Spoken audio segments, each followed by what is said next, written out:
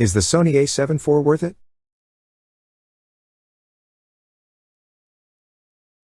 Can a mirrorless camera succeed a classic?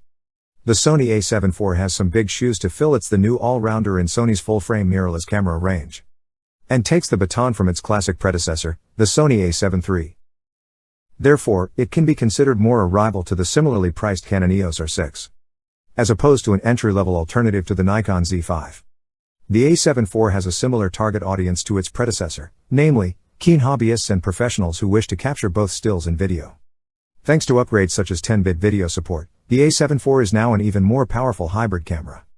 Sony's A7 IV camera will be available for purchase in December, or late November in Australia, for a suggested retail price of $2,499, £2,400, $4,299 Australian dollars, body only.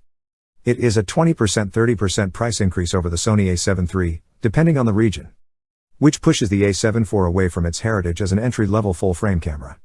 The high price may cause many photographers and videographers to hesitate before purchasing, especially given that lower-powered but equally impressive alternatives like the Nikon Z5 are available for less than half of the price.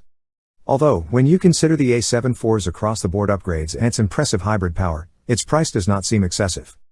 Although the Sony A7 IV may appear to be a clone of its predecessor, there are quite a few subtle improvements that combine to make it a more enjoyable camera to use. The top of the camera features an improved electronic viewfinder, EVF, with a 3.69 million dot resolution and 120 frames per second of refresh rate. The camera is fairly standard at this price, but it is a much needed upgrade and it performs particularly well when tracking moving objects. On the bottom of the EVF is a new vari-angle touchscreen. It can be swiveled around to face the direction you're shooting in. This is very useful for solo video shooters.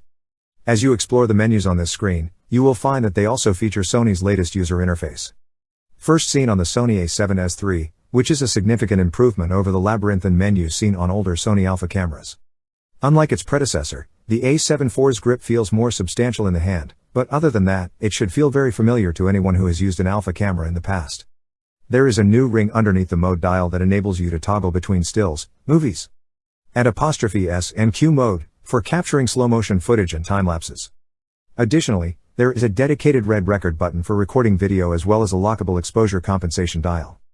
On the other hand, everything else is as you might expect, with a well-balanced joystick for choosing AF points, a pronounced AF on button for back button focusing, and a rear scroll wheel with a useful resistance to prevent accidental shutter speed changes.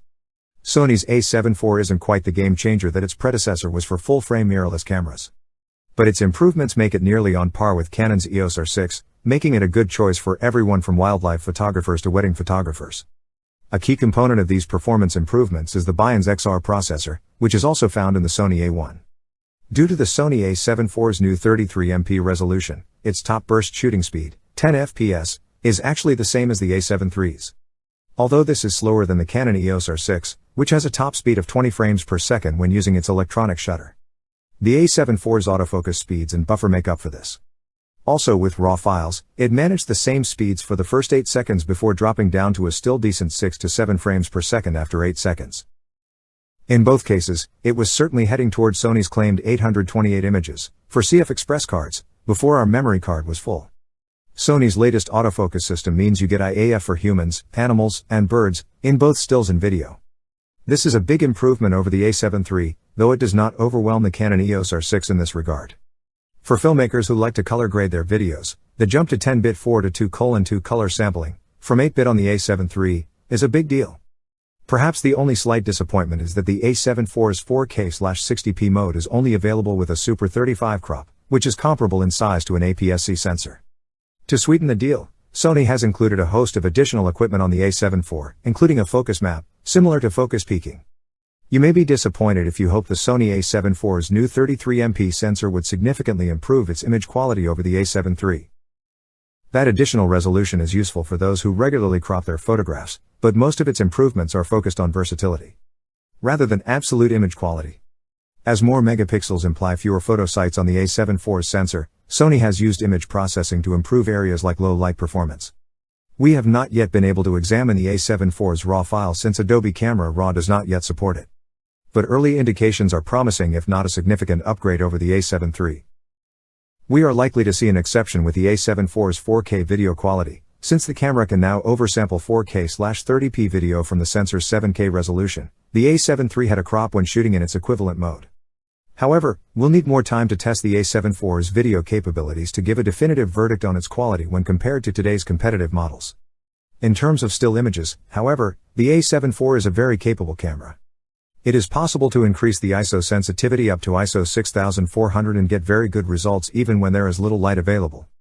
Many people's dream full-frame camera would probably be the Sony A7 IV with the Sony A7 III's price tag. However, as that does not exist, you will have to consider how much impact the A7 IV's extensive feature set will have on your photography and videography.